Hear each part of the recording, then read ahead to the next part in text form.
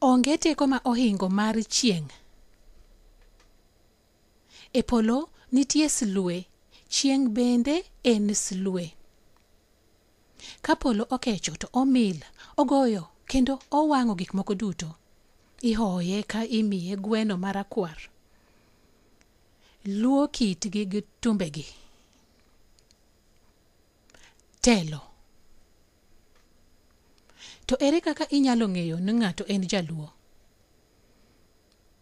Onage, jaluo en ng'ato ma onag, ogol lake ni 6 mapiny.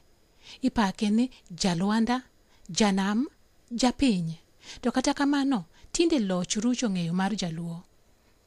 Tinde iyudo ka okete ni mondo oluongre ni japolo. Mondo koro ous lope ma kware gi dayone machon ne oweyo ne. Koro kinde ma jaluo luongore ni japolo, to loch gi jotend loch to luongore ni jopiny luo.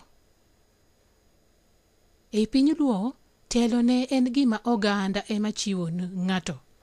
Ok ne mi ng'ato telo ni nikech en gi mwandu, kata ni nikech otek. Ng'ato ne imiyo telo nikech okano ng'eyo mar luo. Oluwo kit luo gi tumbe luo. Ogeno dholuo.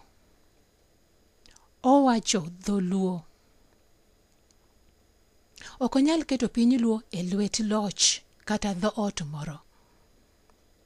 Onage, nikech nak ema kit luo ma ing'eyo kodo jaluo.